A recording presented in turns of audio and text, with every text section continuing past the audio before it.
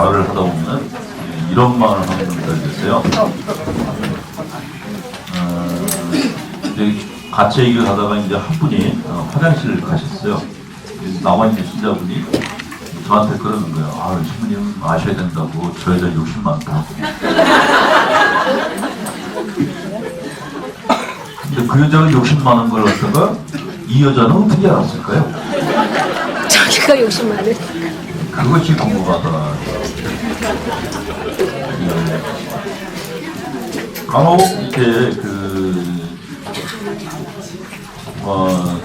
난 남의 마음 다 알아. 다른 사람 속을 다 알아. 이렇게 공원 상담하는 분들이 계십니다. 근데 어떻게 내 마음을 다 알 수 있을까? 내가 내 마음도 잘 모르는데 남의 마음을 어떻게 다 알 수 있을까? 오늘은 그걸 주제로 한 시간 동안 강의할 겁니다. 지난번에 방어기제를 내사에 대해서 설명을 드렸죠. 내사는 이제 밖에 있는 말씀이 내 안에 들어와가지고 이제 자리 잡은 내사라고 그랬어요. 오늘은 투사라고 합니다. 투사. 프로젝션이라고 하는데, 투사는 말 그대로 밖에다가 이제 쏜다는 거죠. 전가시킵니다. 뭐 그런 의미를 갖고 있습니다. 자, 투사에 대해서 이렇게 설명해요. 일반적으로 사람들은 자신의 욕구나 행동 경향이 존재하기 때문에 다른 사람의 욕구나 행동 경향을 쉽게 감지할 수 있다. 자신의 생각이나 욕구, 감정 등을 다른 사람의 것으로 지각하는 것, 이것을 투사라고 한다. 그랬습니다. 남들이 욕심 많은 걸 아는 것은 자기가 욕심이 많아서 그런 거죠. 남의 단점이 잘 보이는 것. 내가 그 사람하고 똑같기 때문에 잘하는 거예요. 실제로 이렇게 본당에서 저희들도 그렇고 다른 사람에 대해서 비난을 많이 하는 분들 보면은 아, 너도 똑같은데? 이 생각이 들 때가 많아요. 인간은 내가 가지고 있는 것 한돈에서 남을 알고 있어요. 내가 내 마음 안에 갖고 있는 것 한돈에서 남의 마음을 판단할 수 있는 그런 존재입니다. 이 투사가 근데 남의 마음을 따라 들여다보고 그 문제에 대해서 얘기하는 것이 약간 구분을 좀 시켜줄 부분이 있는데, 다른 사람의 마음이 아, 저 사람 저래, 이 사람 이래, 이렇게 얘기를 할 때 우리는 그것을 이제 비판한다고 하거나 비난한다고 하거나 이렇게 두 가지 단어를 써서 얘기를 하는데, 이 비판과 비난은 좀 다릅니다. 투사는 비난이에요. 비난. 아, 저 욕심 많아. 아, 저거 심통쟁이야. 아, 저 못됐어. 이렇게 얘기하는 거는 그런 비난들이죠. 그 비난은 투사입니다. 이 투사는 상대방을 살리고 싶은 마음이 전혀 없는 거예요.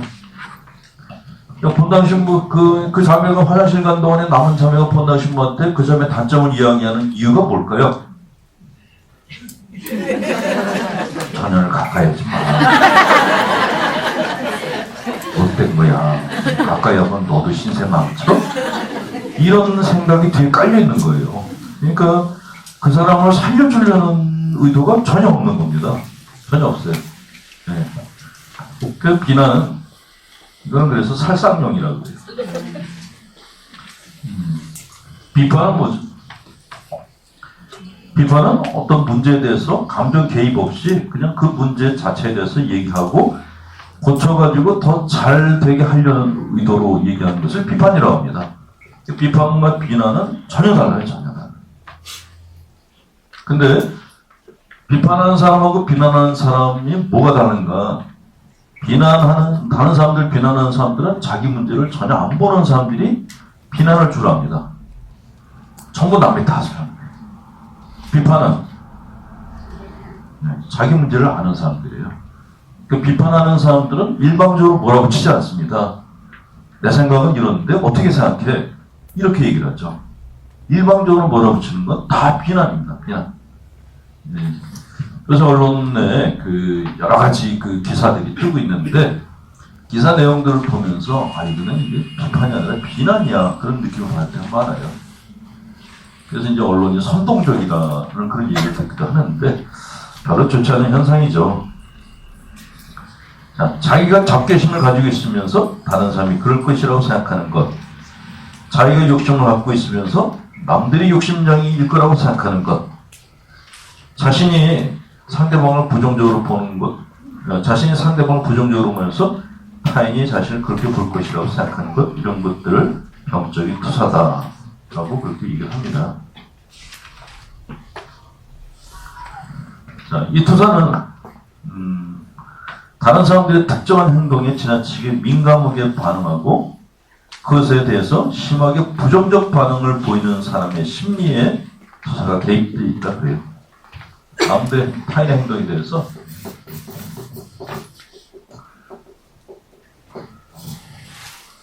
조그맣게 회사 끝나다가 촌놈을 떨어뜨려가지고 옷이 하얗게 되는데 안 찍으면은 그냥 열고 하겠는데 찍고 있어가지고 가렸더니 더워 죽겠어요. 근데 다른 나라에도 간단 말이에요.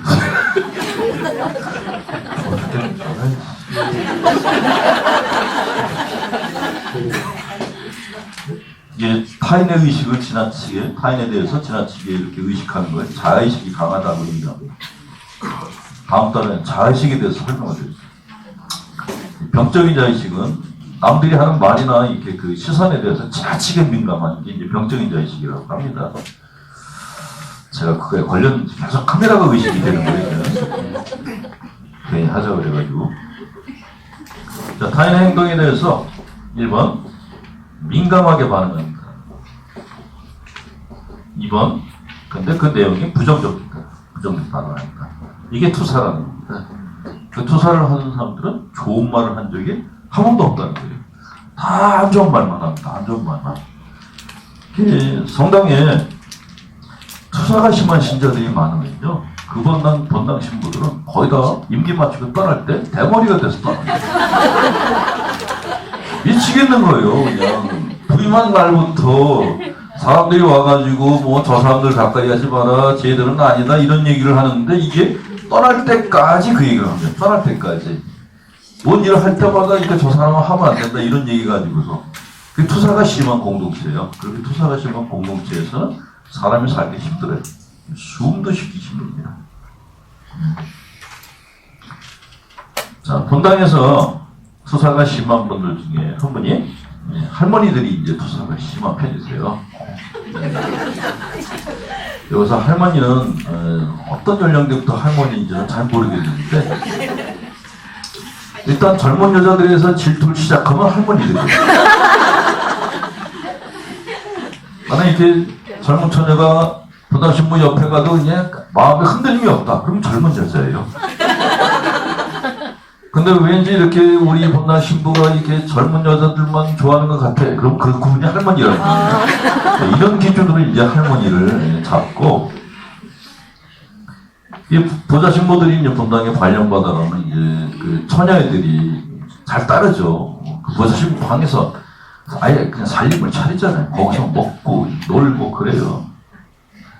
그러니까 보좌신부한테 이쁘게 보이려고 이제 화장도 하고 그래요. 그러면 이제 할머니들이 이제 인연이 어디 보좌신부 잡아먹으려고 입술에다가 그냥 빨강 치고 하고 왔다고 막 난리를 치시는데 그렇게 난리치는 할머니들의 욕구는 뭘까요? 그 보좌신부를 당신이 갖고 싶은 이거를 투사라고 하는 겁니다. 그러니까 내가 갖고 싶은 마음이 있는데 이걸 인정하기가 싫은 거예요. 그러니까 저쪽에 있는 젊은 애들 가지고서 마귀니 뭐 이렇게 뒤집어 씌우는 거죠. 또 해외여행 누가 이제 해외여행 간다 아니면 이렇게 외제차를 탔다 그러면 아니 저 사람도 왜 이렇게 저렇게 비싼 차를 타고 다니지? 이 정도가 아니고 저런 것도 전부 빼먹나야 하고 소리치는 사람도 있어요. 그것도 투사예요. 그러니까 격렬한 반응을 보이는 사람들은 사실은 나도 갖고 싶은데 아는 분까지 왔는데 저것들은 갖고 있어. 그래서 이제 격렬한 반응을 보이는 겁니다. 그러니까 내가 가난뱅이야 이걸 인정하는 것보다 저것들이 매국노야 하는 쪽이 훨씬 편하단 말이죠. 그쪽을 선택하는 게 투사라고 얘기를 하는 겁니다. 사촌이 땅을 사면 배가 아프다. 이것도 일종의 투사라고 얘기해요. 그 본당마다 그 스토커들이 있어요. 본당 신부들. 근데 스토커는 연령 제한이 없어요. 그 본당 신부들이 뭐 새 신부건 늙은 신부건 상관없이 이제 스토커들이 따라다니는데 이제 연령대가 젊을수록 많고 연세가 드실수록 숫자가 줄어드는 경향이 있는데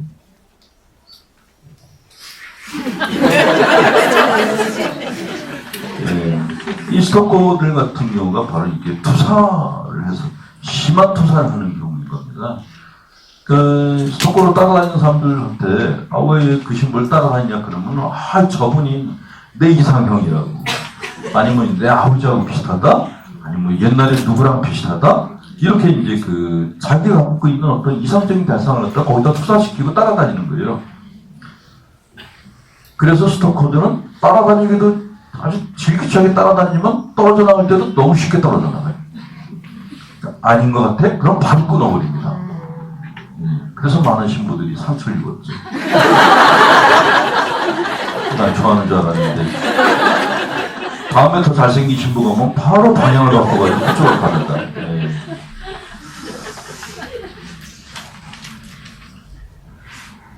자, 이 투사는 신앙생활에서도 이렇게 별로 좋지 않은 영향을 갖다가 많이 미쳤어요. 니체라는 철학자가 야성과 악이라는 그런 얘기를 했습니다. 인간이 갖고 있는 야성, 야성과 악. 아직도 신자분들 가운데 자기 마음 안에 있는 그런 야성하고 이게 야성을 갖다가 악이라고 생각하는 분들이 참 많아요. 그래도 뭐 내 마음 안에 있는 분노도 악이고 미움도 악이고 뭐 뭘 갖고 싶은 욕구도 악이고 이렇게 생각하는 분들이 많으십니다. 근데 그렇게 생각하는 것이 사실은 이렇게 투사이고 그게 굉장히 많은 병적인 그런 신경증적인 장애들을 다 많이 이렇게 만들어냈어요. 니체가 이런 얘기를 했어요. 많은 사람들이 자신의 내부에서 받아들이기 힘든 부분을 억압하고 이를 외부의 대상에 투사하여 그것에 악마라는 이름을 붙이고 그것과 싸우고 있다. 근데 이 악마가 뭐냐면 우리 안에 있는 야성이라는 거죠. 우리 안에 야성. 자, 사람이 갖고 있는 이 야성은 인간이 인간다워질 수 있는 인간이 무엇을 창조할 수 있도록 해주는 에너지원이라고 합니다. 분노 같은 경우도 그렇죠. 질투도 그렇고. 만약에 여러분들이 경쟁심이 하나도 없어요. 남이 잘 돼도 저 사람 잘 됐어. 이런 편안한 마음을 가지면은요, 노상 고마양 고꼴로 살아요. 승진에 대한 욕구도 없어요. 남편이 도사 같으면은 도사 같은 남편 만나면 잘 살 것 같죠? 내가 가끔 그 신자분들한테 물어보는 게 있는데 스님들 책 좋아하는 분들 참 많으세요. 마음을 비우고 좋은데 그런 스님하고 결혼하겠냐 그러면 100명 100명 다 안 하겠다.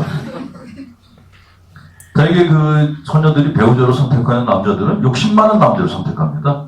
욕심이 많아야지 돈을 버니까. 마음을 비운 남자 절대로 선택 안 합니다. 자기가 먹여 살려야 되니까. 근데 결혼할 때 배우자는 그렇게 야성이 넘치는 남자 선택을 하고 실제로 생활할 때는 그 야성이 없는 그런 스님이나 신부가 쓴 책들만 읽고 있는 거예요. 그러니까 내부에 그러니까 분열이 일어나는 거죠. 일관성이 없고. 야성이라는 것은 길들여지지 않은 부분인데 이거는 악하고는 다른 겁니다. 악이라는 것은 다른 사람에 대해서 파괴적인 행위를 하는 것을 악이라고 하는데 야성은 그냥 길들여지지 않은 부분이에요. 분노는 길들이지 않죠. 질투 길들일 수 없습니다. 소유욕 안 길들여져요. 길들이지 않지만은 그게 악은 아니다라는 것이 니체의 주장인데 그런 영성심리에서도 똑같이 그렇게 주장합니다. 이 니체의 얘기를 갖다가 긍정적으로 받아들인 것이 심리학자 융입니다. 구스타프 융이 니체 의견을 갖다가 수용을 많이 했어요. 니체 이런 얘기를 했습니다. 융은 이 야성을 갖다가 그림자라고 했죠. 사람의 마음 안에 밝은 부분이 있는가 하면 어두운 부분이 있다. 근데 그 어두운 부분이 바로 이렇게 그 자체도 인간이지 그게 악이 서식하는 자리는 아니다라고 얘기합니다. 어둠에 대해서 보수적인 신학자들은 어둠은 무조건 악이 서식하는 자리다. 여기는 마귀가 사는 자리다. 그러는데 그건 굉장히 위험한 말씀이라는 겁니다.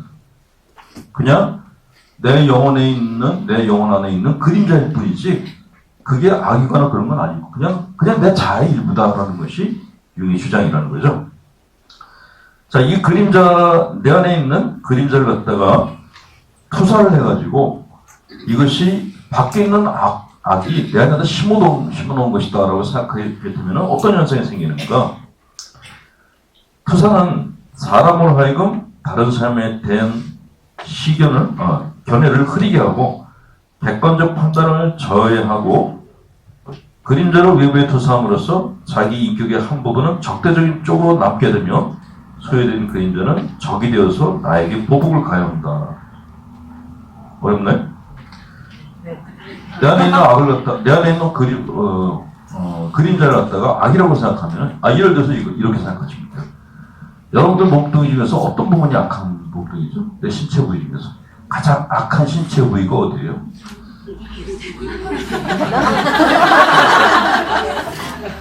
만약에 이제 난 이렇게 통제할 수 없는 그 욕이 계속 나와. 나 입이 악이라고 생각했어요. 그러면 이 주둥이를 갖다가 벌을 주려면 어떻게 해야 돼요? 네, 돌리고 진짜.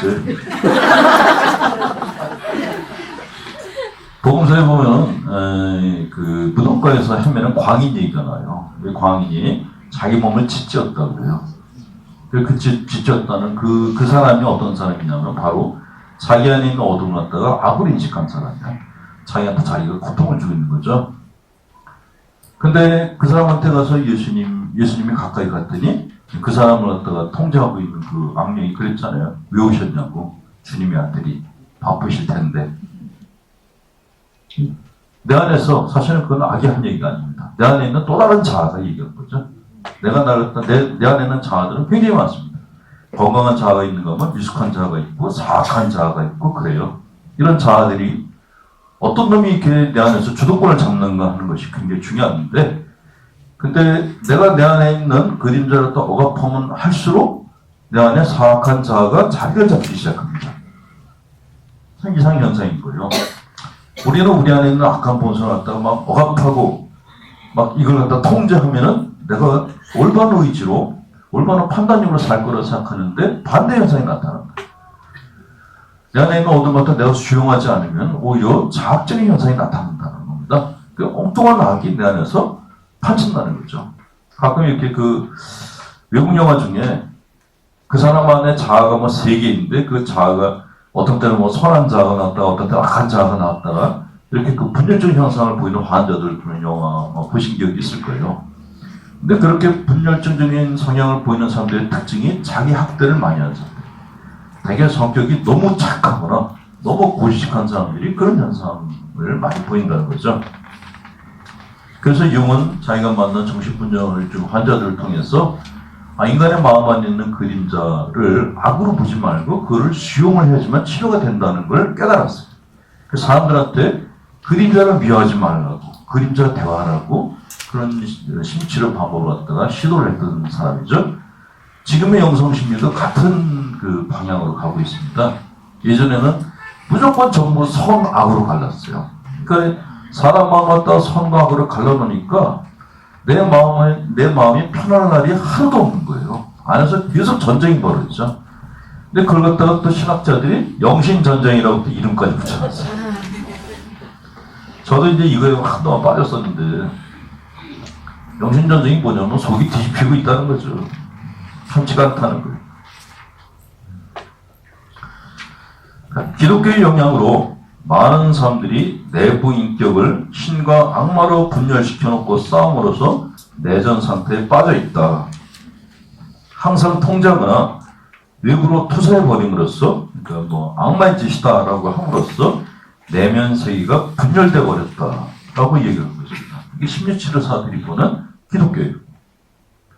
그러니까 이런 그리스도교 안에서 엄격하고 열심히 신앙생활 하는 분들일수록 내적 분열을 갖고 있는 분들이 의외로 많아요. 의외로 많아요. 예. 그런 분들은 자기 몸을 갖다 혹사하는 경향이 굉장히 강합니다. 혹사를. 그렇게 자기 몸을 혹사하는 것이 절대로 건강한 신앙생활이 아니다라는 것이 윤영석 씨의 입장이라는 거죠.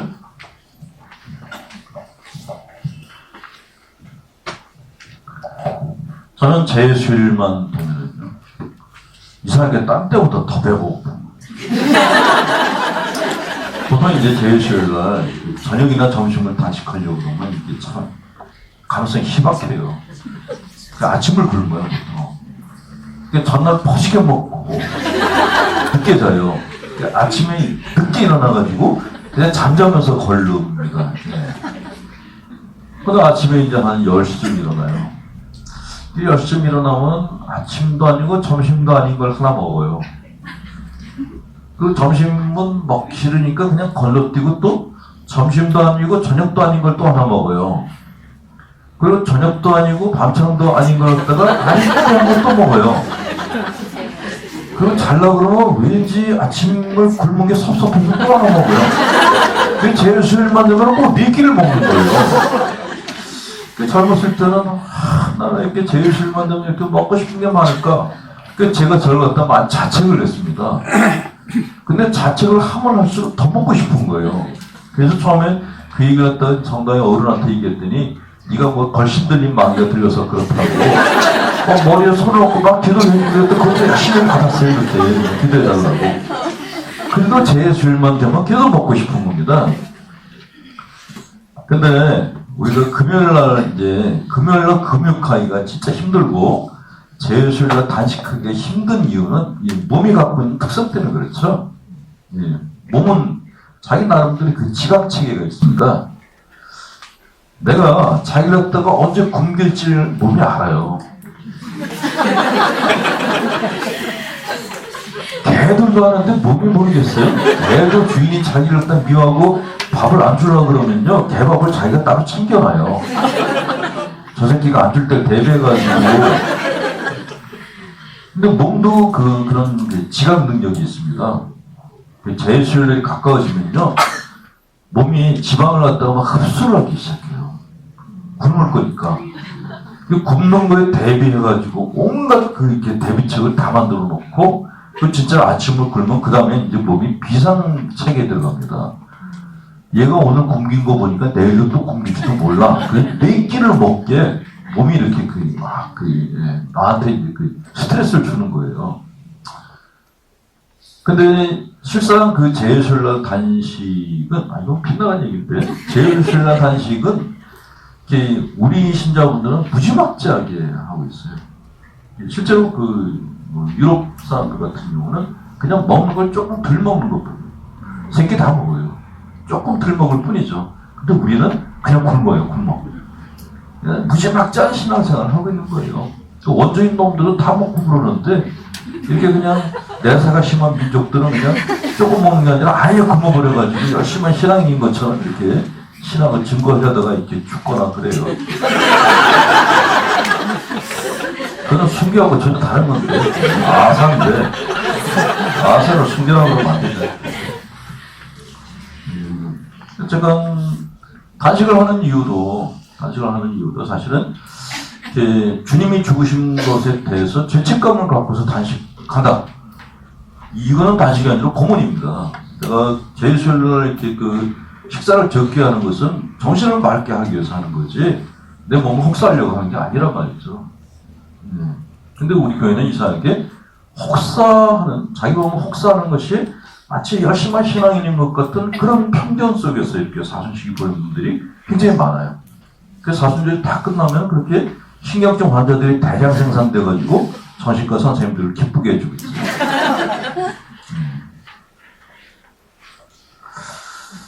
자, 종교가 사람들의 마음에 행복을 줘야 되는데 이게 분열증적인 현상을 만들어내는 원인이 되면 참 곤란한데, 그래서 심치료사들은 종교 중에서 건강한 종교, 건강하지 않은 종교 같은 걸 구분짓기도 합니다. 근데 이 사람들이 제일 건강하다고 하는 종교는 힐압 종교라고 해요. 그리스에는 굉장히 많은 신들이 있죠. 예, 우리는 그게 뭐 이렇게 다 이단이고 뭐 다신교고 막 그렇게 얘기를 합니다. 하나님은 유일한 분이시고 절대자는 하나님이시고 이렇게 주장을 하는데 심지어 관점에서는 혈압인들이 갖고 있는 그런 신관들이 정신건강에 오히려 도움이 된다는 거죠. 그렇게 많은 신들, 선의 신, 악의 신을 많이 만들어 놓는 것이 바로 자기 안에 있는 어떤 그 이미지들을 갖다 바깥쪽에 표상시켜 놓은 거거든요. 그 다양성을 수용할 수 있다는 거죠. 배척해야 될 신, 뭐 수용해야 될 신 그런 관점이 아니라 다 천상계나 인간계나 다 같은 그런 퀄리티를 가지고 있는 그런 존재들끼리 함께 살고 있는 거야. 라는 것이 힐랍 사람들의 철학관이었다는 거죠. 근데 그것이 가장 건강한 것이었다라고 얘기를 합니다. 근데 그리스도교로 들어와가지고 그리스도교에서 이제 힐랍 종교들 갖다 이제 배척을 하면서 또 그리스도교가 국교로 되면서 신관이 굉장히 엄격해지기 시작했죠. 굉장히 엄격한 신관이 생기면서 선악이 분명해지기 시작하고 그랬어요. 근데 그때부터 사실 신경증 환자들이 늘어나기 시작했습니다. 수용이 안 되는 거예요. 수용을 못하고. 그게 그런 현상이 가장 극심하게 벌어졌던 것이 바로 마녀 사냥이었습니다. 그렇죠? 그럼 그냥 동네 여자가 꿈에 이상한 꿈만 꿨다 그러면 그냥 무조건 마녀로 몰아가지고 화형을 처했거든. 그때 그 종교재판 어떤 주도했던 게 베네딕트 신부들이었어요. 그때 학자들이었거든. 그 사람들 지금 어디가 있는지 모르겠어요. 만나면 진짜 물어보고 싶어요. 왜 이렇게 많은 사람을 죽였냐고. 수도복을 입고 하나님의 이름으로 화형을 시켜버린 거예요. 이거 어디가 하나님이고 어디가 진짜 악인지 구분이 안 되는 그런 시대였는데 그런 정신분열증적인 시대를 가톨릭교가 가지고 있었던 그 이면에는 바로 인간의 내면 세계가 내적으로 분열되어 있었던 게 원인이었다는 거죠. 그 시작은 수용이 안 돼. 내 안에 있는 걸 다 수용하지 않고 그 선과 악, 밝음과 어두움 이렇게 분열을 시킨다부터 이런 현상이 생겼다는 겁니다. 자, 이렇게 설명을 하면 이제 한 절반 되는 분들이 저기 뭔 소리인가 하고 이제 슬슬 졸기 시작합니다. 그래서 제가 처음부터 얘기했어요. 제 강의는 절대로 이렇게 대중용 강의가 아니고 전문용과 대중용의 중간쯤이라고. 그래서 졸린 듯이 안 졸린 듯이 딱 그 수준에 살기 때문에 그냥 제가 딴 데 가서 이렇게 막 그 개그 콘서트 하듯이 그렇게 하지 않을 거라고 미리 말씀을 드렸습니다. 그럼에도 불구하고 나가기는 참 이렇게 지금자리에서 나가면 참 지적 수준이 떨어진다는 그런 게 또 다른 사람들이 그렇게 볼까봐 그런 또 민감한 자식 때문에 앉아 계시는 분들 남은 시간은 고문을 나가셔야 되는데 사순식이 그만한 고문은 또 할 만하죠. 제가 두 번째. 자, 투사를 심하게 하는 사람들이 갖고 있는 특징이 있어요. 자기 문제를 안 보고 계속 다른 사람들한테 문제 전가하는 사람들의 특징 1번이 뭐냐면 자기 경계가 경직되어 있습니다. 경계, 경직. 처음 설명할 때 제가 얘기했죠? 사람들마다 자기 영역이 있다 그랬어요. 근데 보통 건강한 사람들은 이렇게 벽이 있는가 하면 틈도 있어요. 벽이 있다가 또 틈도 있고. 그래서 이 틈 사이가 바로 다른 사람들하고 나하고 이렇게 교류를 할 수 있는 공간인 거예요. 근데 투사가 심한 사람들은 이게 없어요. 완전히 닫혀져 있습니다. 그러니까 나는 문제가 없고 이 사람만 있어. 이렇게만 하는 거예요. 이 사람이 이런 걸 보니까 나도 그럴 수 있어. 이게 안 되는 거예요. 그냥 일방적으로 저쪽으로 가기만 하지 내 탓이오는 전혀 없습니다. 투사를 많이 심하게 하는 사람들은 그래서 내 탓이오를 많이 해요. 내 탓이오. 이분들은 굉장히 고집이 세요. 자기 경계가 강하기 때문에 고집이 무지하게 세고 또 편견이 굉장히 강합니다. 틀림없어. 저 여자는 틀림없이 못된 년이야. 욕심이 많아. 욕심 많은 거 보니까 나중에 저 시어머니 잡아먹을 년이야. 그 동네에서 그 남의 집 며느리 이렇게 하나 잡아먹는 그런 할머니들 있죠. 막 다른 할머니 선동해가지고 저 집 며느리가 틀림없이 못돼가지고 그 집 할머니 잡아먹을 거야. 고리장 시킬 거야. 이렇게 선동하는 그런 할머니들이 있어요. 본인이 문제예요. 본인이 문제. 네. 두 번째 특징은 경계가 닫혀 있으니까 친구가 없어요. 가끔 저 많이 받는 질문 중에 하나가 정신적으로 건강한지 건강하지 않은지를 갖다가 어떻게 알 수 있냐 물어보는 분들이 계신데 많은 방법은 많죠. 근데 그 중에 하나가 대인관계예요. 친구가 얼마나 많은가. 생일상을 차려놨는데 한 사람도 안 오고 귀신들만 와. 이거는 문제가 심한 거예요. 막 촛불 켜는데 촛불이 바람이 확 때리고 창문이 벌렁벌렁거리고 사람은 안 들어와. 이게 투사가 심한 사람들 특징이야. 내가 무슨 일이 있어. 근데 사람들이 막 몰려와요. 그 사람이 제일 건강한 사람이에요. 오지랖이 넓은 사람들 있잖아요. 친구가 많다는 건 뭐냐면 가리질 않는다는 겁니다. 보통 우리가 편식이란 말을 많이 하죠. 몸이 건강한 사람들의 특징이 뭐가 있죠? 세 가지 특징이 있어요. 잘 자고 잘 먹고 잘 잘 싸고 먹고, 잘 싸고 잘 먹고, 잘 자고, 잘 싸요. 네. 해외여행 가면 말이죠. 저 사람이 몸이 얼마나 건강한지를 갖다가 알 수 있는 게. 저도 이제 저는 미국 쪽 가면은 먹을 만한데, 유럽 쪽은 아직도 잘 이렇게 안 돼요. 중동 가면은 거의 이렇게 식사가 안 돼. 너무 맛이 없는 거예요. 그런데 저랑 이제 순례를 자주 다니는 분이 계신데, 그분은 정말 어디 가든지 그 나라 사람이에요. 아, 진짜 잘 먹는 거예요. 이 나라 음식은 이래서 맛있고, 저 나라 음식은 저래서 맛있고. 아, 타고난 먹신이에요. 근데 그분은 먹기만 잘 먹는 게 아니라, 비행기를 한 10시간 이상 타잖아요. 비행기 딱 타고, 기댔다. 그럼 자요. 보통은 한국이야. 얼마나 부른지 몰라요. 얼마나 부른지. 네. 저는 그냥 비행기 안에서 그냥 몸부림을 치고, 악몽을 서너 번 꾸고, 그래야지 이제 시계 딱 보면 1시간이 지났고, 그래서 비행기 타는 그래서 싫어하는데, 네. 또 이분들은 또 먹으면 바로 화장실 갑니다. 이게 먹고 난 다음에 화장실을 바로 가는 게 얼마나 축복인지 여러분들은 모르시죠? 먹고 난 다음에 갈등말등해요. 버스는 출발했는데 이 이런 놈들은 또 화장실이 2시간을 달려도 화장실이 없어요. 근데 꼭 떠나고 30분 후면 그때 슬슬 이제 시작하는 겁니다. 아, 미치겠는 거야. 그래서 잘 먹고 잘 자고 잘 사는 게 건강하다고 그러는데, 건강치 못한 사람들은 편식을 하죠. 음식을 굉장히 가려요. 잠자리도 가려요. 잠자리. 뭐 침대가 바뀌기만 해도 잠 못 자는 분들이 있어요. 먹기만 하면 탈 나고 그런 분들은 건강치 못하다고 하는데, 육체적으로 이런 것과 마찬가지고 정신적으로도 마찬가지입니다. 정신적인 건강은 사람을 얼마나 가리는 걸 알 수 있어요. 내가 싫은 사람이 많아. 이 사람은 이래서 싫고, 저 사람은 저래서 싫고, 이년은 이게 믿고, 저놈은 저게 믿고. 지가 문제니까, 지가 문제. 자기는 문제가 하나도 없나? 자기도 문제가 있죠. 근데 남의 문제만 이렇게 찾는 사람들이 투사가 심한 사람들입니다. 투사가 심하고, 사실은 본인 정신적으로 문제가 많은 겁니다. 저는 이제 가끔 여기 수녀님 두 분이나 계시셔가지고 말씀드리기가 참 곤란하지만, 그렇다고 안 하면 속이 터지니까. 수도원에 이제 가끔 이제 가서 피정을 해요. 피정을 하면은 며칠 지나면 이제 거기 수녀님들이 뭐 이렇게 피정하러 들어갈 때 상담을 하러 자꾸 오는 거예요. 와가지고 뭐 딴 얘기 막 그러는데, 어느 공동체는 다 그런 문제가 있잖아요. 어느 공동체. 사람과 사람이 사니까 관계 문제가 발생한단 말이죠.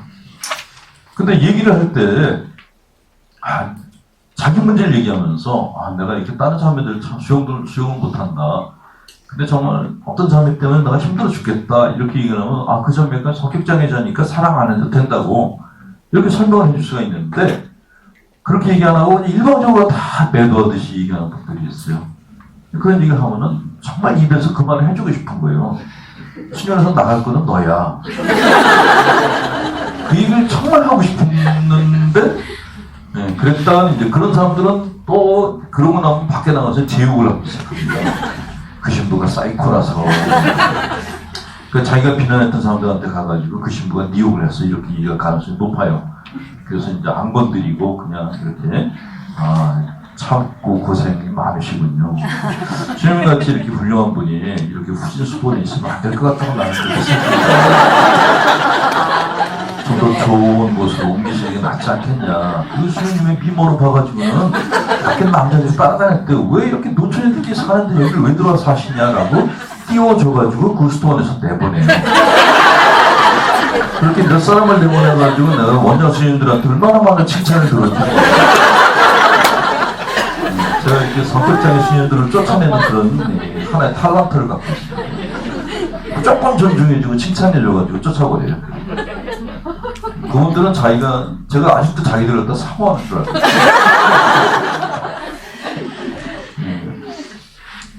그 다음에 피의식이 많아요.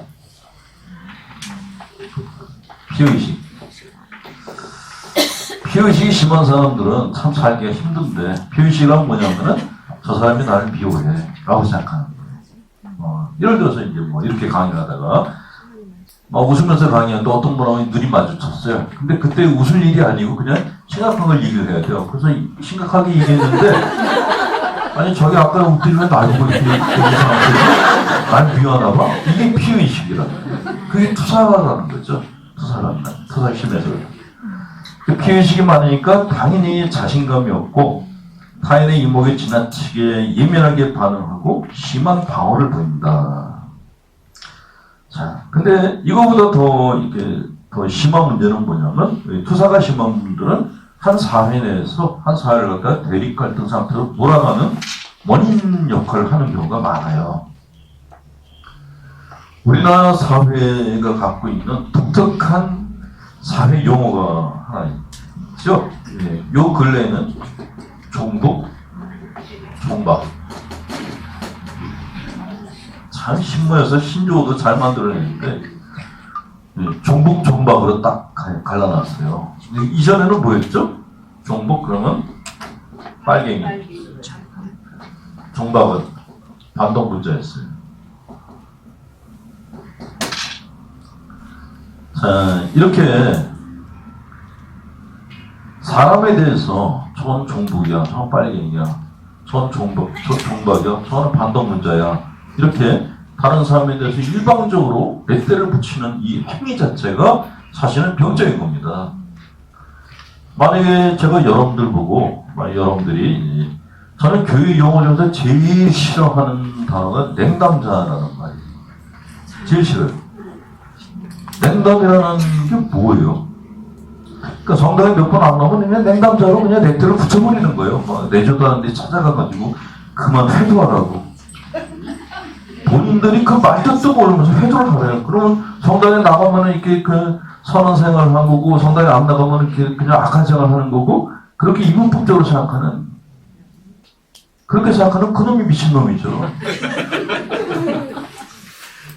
그 냉담이라는 단어 자체도 참 좀 그런데, 어쨌건 사람에 대해서, 한 사람에 대해서 저 사람은 이래라고 그것도 좋지 않은 렛대를 갖다가 붙이는 거는 분열을 일으킨단 말이죠. 그렇게 어떤 사람에 대해서 그냥 쫙 크고 적대적인 감정이 담겨있는 언어를 갖다가 붙여버리기 때문에 아무도 말을 못해요. 말만 꺼내면 바로 몰아붙이니까 겁난단 말이죠. 그 사회 문제에 대해서 누구나 다 자기 나름대로 생각이 있잖아요. 그 생각을 얘기했는데 이 생각이 종북이야 종박이야 이런 식으로 따지면 누가 말을 하려고 그랬어? 아무도 말 안 하죠.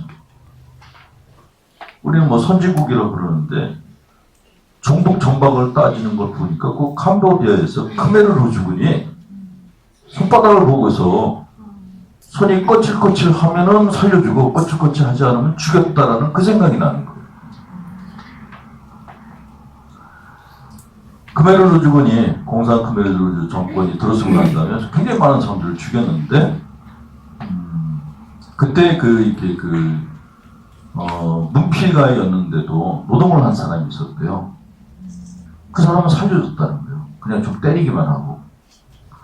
우리나라에서도 비슷한 일이 있었죠. 6.25 때. 신현의 공산당 군인들이 들어가지고 손바닥을 만지면서 만졌대요. 근데 수녀들은 얼굴은 해맑은데 손들은 굉장히 거칠어요. 노동을 하기 때문에 손을 만져보더니 넌 반동문자는 아니구만. 그러면서 패고 그냥 살려는 줬다는 그런 실제 사례들이 있습니다. 근데 그렇게 하는 행위들이 그게 정상적인 사람들이 하는 행위예요. 정신병자들이 하는 행위지. 그러니까 지금 언론도 그렇고 사회에서 막 정박 뭐라고 하죠? 가끔 저한테도 물어봐요. 정북이냐 정박이냐라고. 어느 쪽 입장이시냐고 물어보는 거예요. 나는 그놈의 정신병만 버리고 싶어. 네가 문제 이놈아 우리 사회에. 진짜 정신병자들이 너무 많아요. 너무 많아요.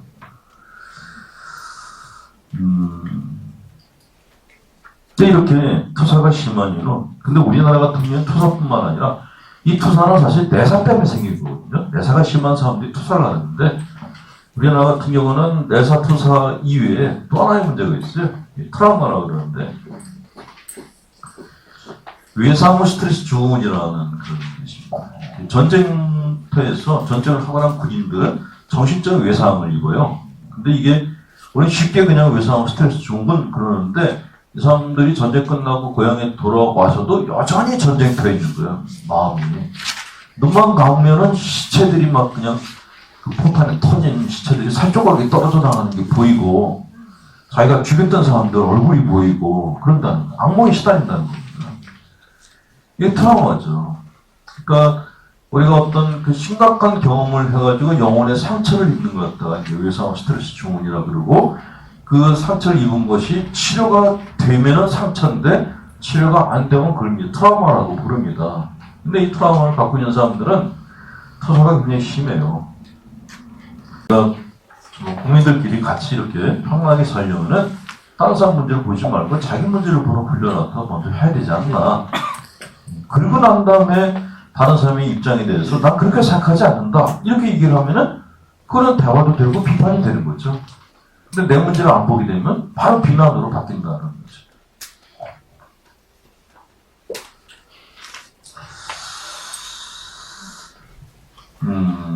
자, 우리가 다른 사람에 대해서 투사를 하는 이유가 뭔가?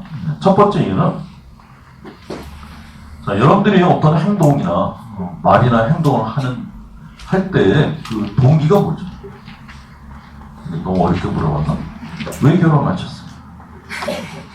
결혼하신 이유가 뭐? 행복해지려고. 수녀님은 왜 수도원 들어가셨나? 수도원 들어가셨어요? 하나님을 위해서요? 아니요. 수녀님 자신을 위해서? 자유롭기 위해서 그 감옥 같은 수녀네가 내적에서 보면 그러는데 또 내면으로 보면 굉장히 자유로운. 네. 제가 갖고 이제 봉쇄수녀원을 가는데 봉쇄수녀 가면 이렇게 창살로 이렇게 돼 있어요. 근데 가면은 그 안에 있는 수녀들하고 저하고 서로 안 된 눈으로 봐요. 그 안에 있는 수도복 입고 있는 수녀들은 저는 보면은 늘 답답한 거예요. 이 땡볕에 이렇게 그냥 듣고만 있고 갇혀서 사는데 얼마나 불쌍할까.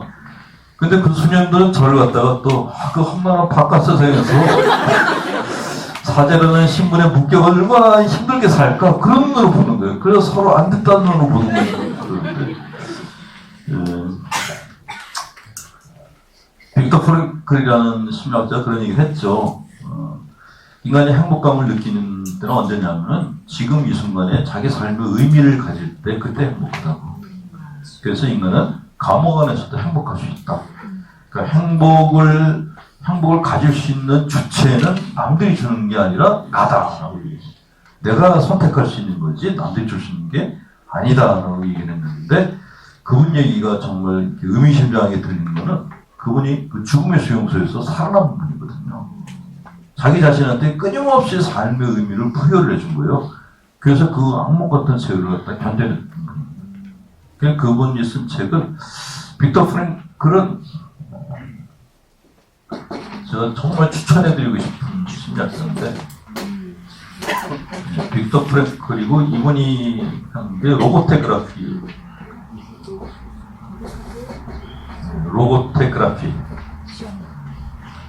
그냥 서점에 가셔가지고 빅터 프랭클이라는 저자가 쓴 책 있으면 일단 다 사세요. 다 사셔가지고 사셔서 책을 보는 순간 바로 실망합니다. 너무 어렵게 썼어요. 근데 어렵게 쓴 부분은 그냥 건너뛰고 쉬운 것만 읽어보세요.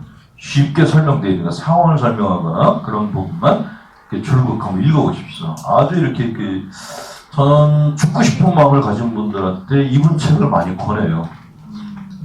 이분이 쓴 책이 지금 번역돼 나온 게 아마 4권, 5권? 그 정도 나왔거든요. 근데 내용은 정말 어려워요. 신학생 때부터 봤는데 지금까지 보고 있으니까 지금 보면서도 이해가 안 되는 부분이 있을 정도로 깊이가 있는데, 근데 이분 책은 써있는 말씀 자체가 당신이 겪어낸 거예요. 이론서가 아니고 당신이 살아남은 체험기를 쓴 거기 때문에 읽다가 나하고 심지어 코드가 맞는 분야에 딱 걸리면은 이거야 라는 그런 힘 같은 걸 받을 수 있습니다. 꼭 보시기 바래요. 자, 투자를 하는 이유는 간단합니다. 인간이 하는 모든 행동은 자기 행복을 위해서 합니다. 내 행복을 위해서. 배우자를 위해서 결혼한 분은 없다 그랬잖아요. 남편이 나한테 잘해주길 바라니까 결혼하고, 남편들은 혼자 그동안 밥해 먹고 살았는데 이제 와이프가 밥해주길 바라는 그런 간절한 바람으로 이제 결혼을 하죠. 수도원에 가는 것도 마찬가지고, 제가 사제가 된 것도 마찬가지예요. 제가 처음에 이제 신학교 들어갈 때는 이제 안 그랬어요. 그때는 이제 자기 착각을 했죠. 이제 처음 이제 신학교 가려고 교구청에 가서 이제 선배 신부님하고 면담하는데 왜 신학교를 사제가 되려고 그러냐. 그런데 그때 이제 제가 아주 기고만장에 오만함이 극에 달했을 때였거든요. 교회를 통해서 사회를 변혁시키려고. 근데 그 신부님이 그러셨어요. 그러시군요.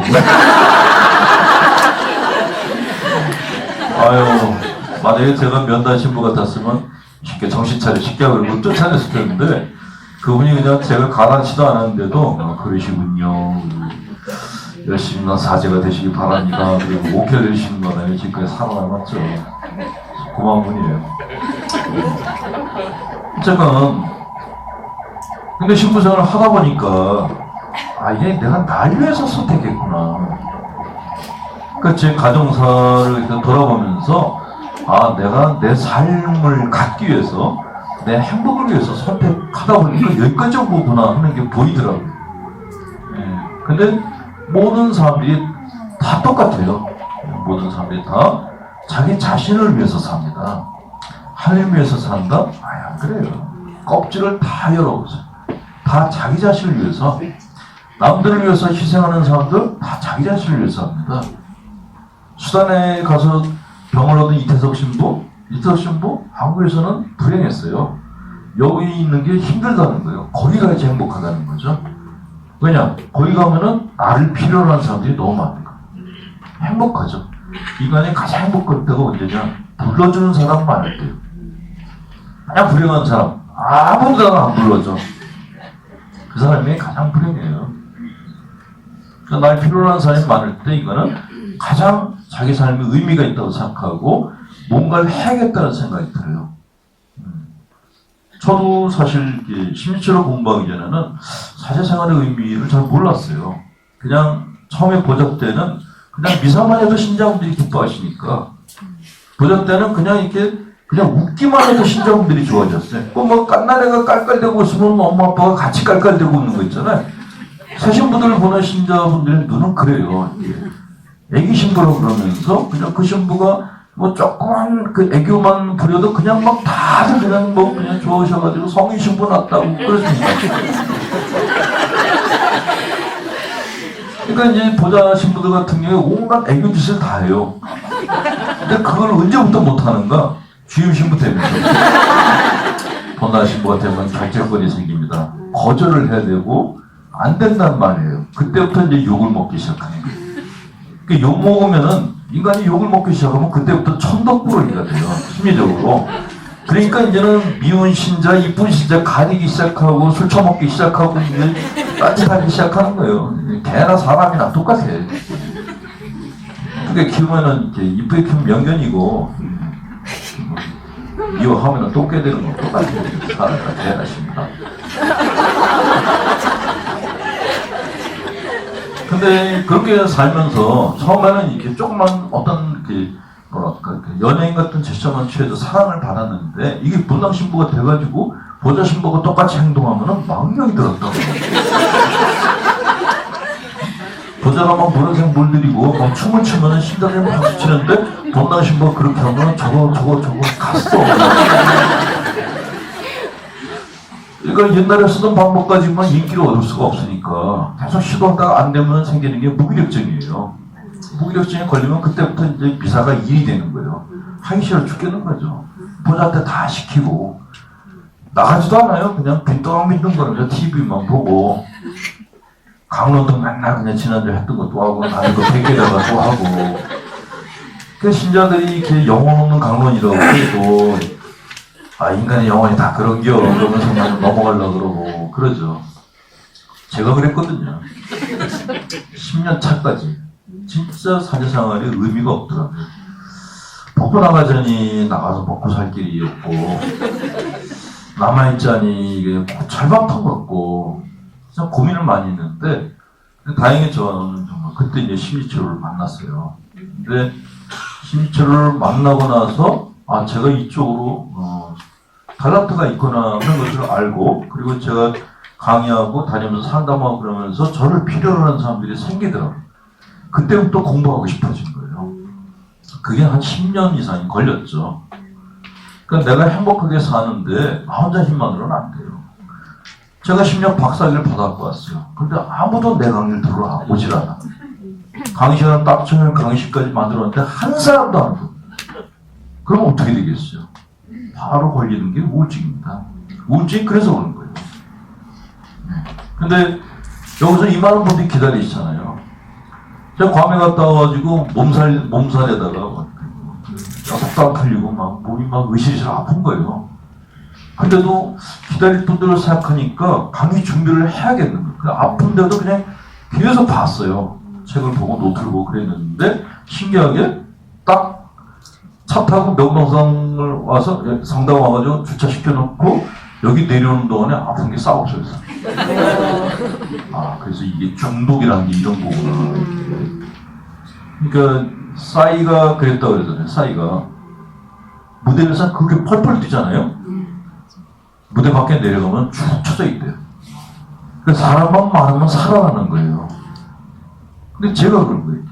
많은 분들이 이렇게 강의를 들으시면 막 살판 나는데 아무도 없으면 그때부터 막 시들어가는 거예요. 근데 저만 그런 게 아니라 많은 사람들이 그렇죠. 연예인들만 그런 게 아니라 많은 사람들이 내가 밥상 다 차려줬는데 차려놓은 사람이 아무도 없으면 그때부터 우울증 걸리는 겁니다. 거기서 이제 더 심해지면 이제 정신분열증이 걸리는 거죠. 그 술잔을 갖다 여러 개 갖다 놓고 뭐 전신님, 만신님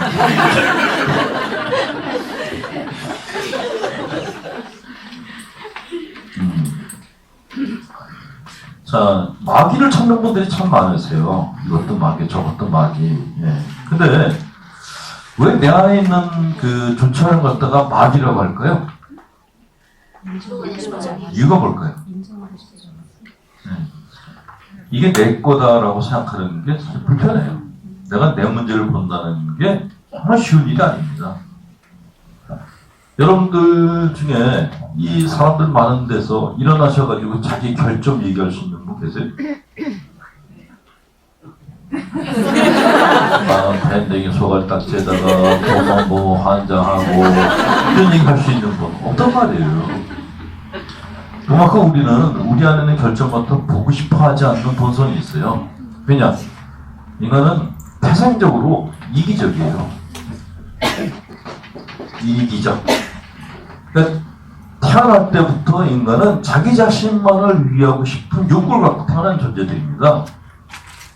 이타적? 아, 이거 힘든 거예요, 이타적. 이타적인 행위가 힘드니까 복음서에다가 이웃사람 사람 네 몸같이 하라고 예수님이 자꾸 강요를 하신 거죠. 만약에 우리가 이타적인 존재다 그러면 성경 자체가 필요가 없어요. 우리가 전부 이타적인 존재라면 종교 필요 없어요. 신도 필요 없어요. 우리가 다 이타적이니까. 근데 우리는 본성적으로 이기적이에요. 그냥 내버려두면 치고받고 싸우기 바쁘거든요. 전쟁도 일으켜요. 내가 먹고 살려고 다른 사람 거 뺏어요. 전쟁을 일으키죠. 근데 그렇게 못하게 하려고 생긴 게 종교입니다. 이타적인 행위를 하지 않고 이기적으로 살면 결국 너희 다 죽는다. 이걸 가르치는 게 종교의 말씀드린 거예요. 이타적인 행위를 해야지만 같이 살 수 있다는 거죠. 상생의 법칙에 대해서 설명하는 게 불교이고 성경인 겁니다. 근데 그런 식으로 설명하면 잘 못 알아들으니까 특히 이제 중동 지역 사람들은 되게 무지막지했거든요.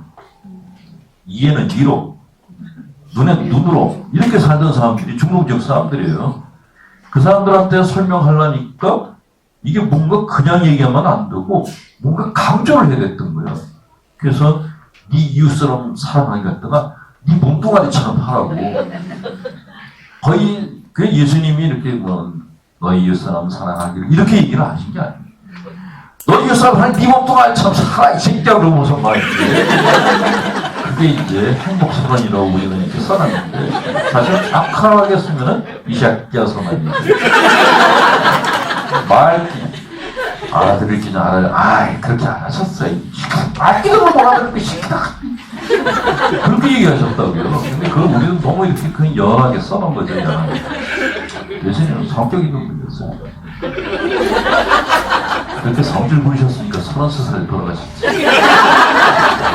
좀 이렇게 융통성도 있고 유도리가 있었으면 그렇게 죽지 않아요. 그냥 사방에다 삿대질을 하셨으니까 열받은 놈들이 죽여버려요. 아님 말고. 네. 어쨌건 악을 갖다가 내 안에 있는 안정을 악으로 이렇게 몰아붙이는 것이 편안하다고 설명을 하면은 잘 이해가 안 가실 테니까 구체적인 예를 들어드릴게요. 집안에 애가 공부를 못해가지고 성적이 떨어졌어요. 그럼 부부가 싸움을 벌입니다. 부부싸움 벌리면서 애 성적이 떨어진 건 나 때문이야 라고 얘기하는 분 손 들어보세요. 애가 공부 못하는 거는 나 때문이야 그렇게 얘기하는 분 한 집도 없어. 되게 자매들이 이제 와서 애 문제 얘기하면 그럽니다. 아우 애가 남편 닮아가지고 공부도 못하고. 왜 그렇게 얘기할까요? 얘가 내 문제라는 걸 인정한다는 게 너무 힘든 거예요. 그러니까 차라리 남편 탓으로 해놓는 게 내가 편안한 거예요. 그래서 돌리는 겁니다. 그러니까 투사가 심한 사람들의 특징이 그거인 거예요. 자기 자신을 보는 걸 갖다가 굉장히 힘들어하는 사람이라는 거죠. 그러니까 자기 자신을 갖다가 많이 미워하고 자기 안에 있는 부정적인 것을 갖다가 아주 안 좋은 것으로 여기는 사람들이 되게 투사가 심해요. 그러면 이렇게 투사가 심한 분들은 어떻게 해야 되는가? 간단해요. 다른 사람들과의 진정한 만남을 위해서는 나 자신의 내부를 점검해야 된다. 사람들을 골고루 만나서 접촉하고 내 안에 있는 모든 감정들을 통합시키는 것이 중요하다. 이것이 온전한 사람의 개념이다. 그러니까 하느님께서 예수님 그러셨잖아요. 하느님이 완전하신 것처럼 너희도 완전한 사람이 되어라. 이게 우리가 생각하는 완전하고 다르다는 거죠. 여기서 얘기하는 완전은 통합입니다. 통합. 내 안에 좋은 것, 안 좋은 것, 이 모든 것들이 다 내 것이다 라고 수용하는 것이 통합입니다. 수용이에요. 근데 이거를 강박증 환자들은 완전하다라는 것은 불완전한 것은 다 없애버리는 거다라고 생각해요. 전혀 다른 겁니다. 전혀 다른 거예요.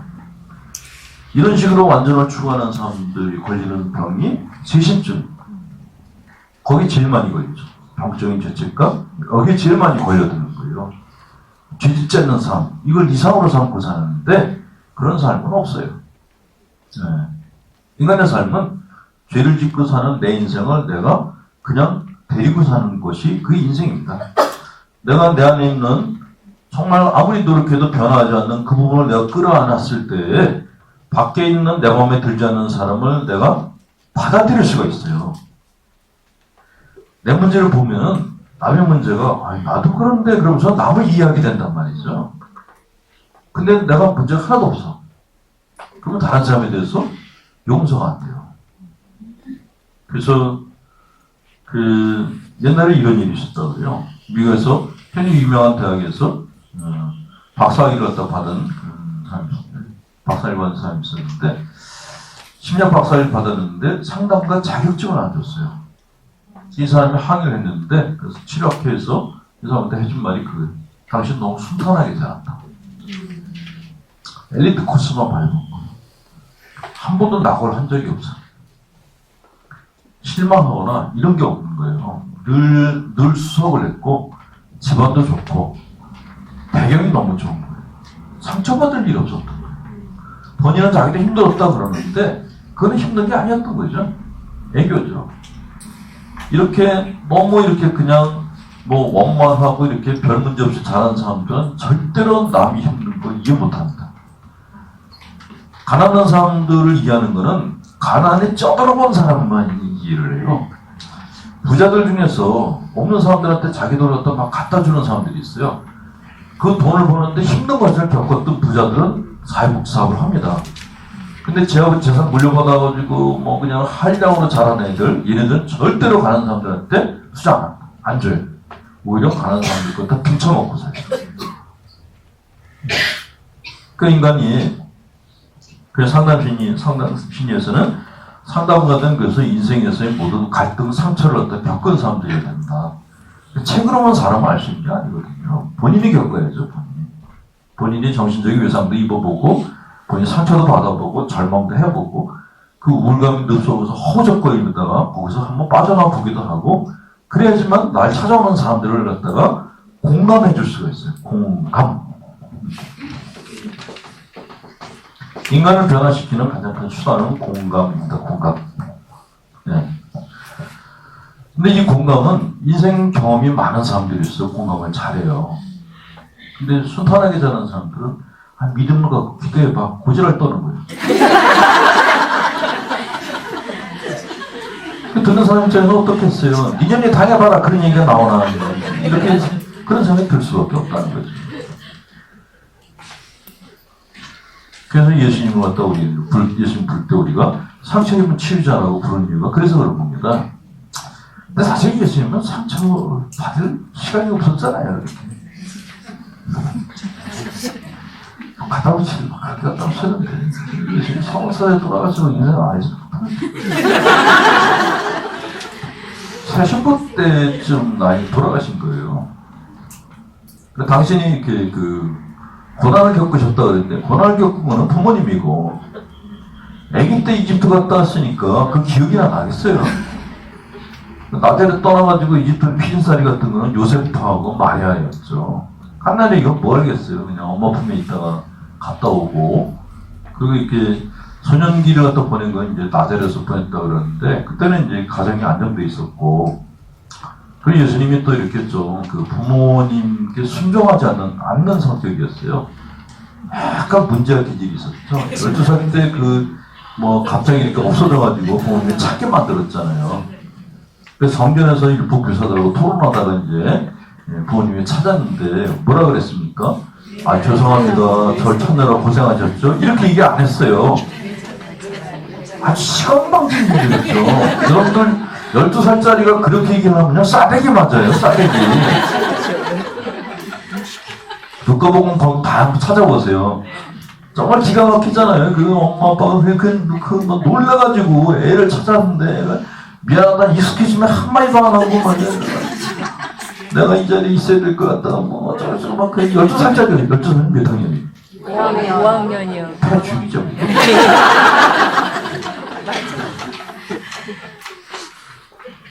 그리고 또 이렇게 나이 차면 그때는 20살 전에 장가를 다 갔어요.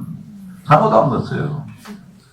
장가도 안 가고 그 공백기 동안에 어디 갔다 왔는지 하니까 없어졌다가 누가 30살에 돌아와가지고 동네 똘마이들 데리고서 12살에 사실 그 당시 똘마이들이었거든요. 잘 나가는 집안들도 아니고 맨날 그 사공로로 타고 이런 게 어떻게 보면 그 사회에서 하위계층이었던 거예요. 그런 사람들 데리고 다니면서 뭐 사도라 그러니까 얼마나 무서웠겠어요. 그 동네 사람들이. 그래서 그렇게 다니다가 어느 날 갑자기 또 십자가 못 박혀 죽어버린 거야. 부모가 생각다 못을 박아버린 거예요.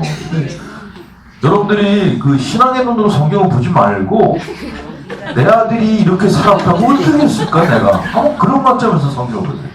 그건 다른 게 굉장히 많이 보입니다.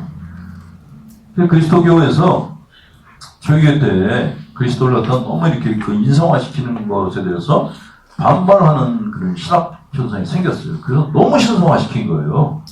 근데 신성화시키다 보니까 예수님의 인격적인 부분을 갖다가 못 보는 경향이 생겼습니다. 인격적인 부분 얘기만 하면은 뭐 독속죄를 범했다 그래가지고 아예 언급도 못하게 하는 거예요. 근데 그건 독재죠. 그렇게 하면. 아무리 스승이라고 그래도 결점이 다 있거든요. 그 자기 스승 결점에 대해서 얘기할 때 그게 자유로운 자유체제인데 말도 못하게 하는 거예요. 네. 자, 여러분들은 인간 예수에 대해서 다시 한번 보실 필요가 있어요.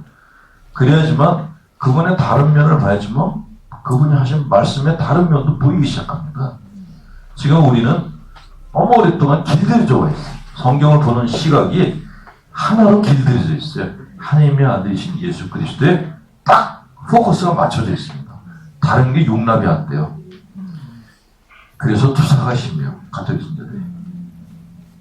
내사가 심하니까 주님은 이런 분이 안 하고 내사가 심하니까 투사가 심한 거예요. 그래서 천주교인들은 모이기만 하면 조용한데 시끄럽대. 말없이 시끄러운 게 천주교 신자들. 근데 이런 시끄러움을 갖다가 줄이는 방법은 내가 내 문제를 보고 예수님의 문제를 보고 그런 문제를 보험을 통해서 내사를 줄이는 거, 투사를 줄이는 거. 이게 가장 좋은 방법입니다. 자기 내부에 억압된 생각이나 충동들과 접촉을 갖게 되면 이게 뭐냐면 내 안에 분노가 생겼을 때는 분노하고 대화하라는 거예요. 내 안에 질투가 생겼으면 그 질투하고 대화를 하라는 겁니다. 아 이건 낙이야 이렇게 하지 말라는 거예요. 불러다 대화하라는 거예요. 너 화났구나. 너 질투하는구나. 너 삐졌구나. 이렇게 자기 자신하고 대화하라는 거죠.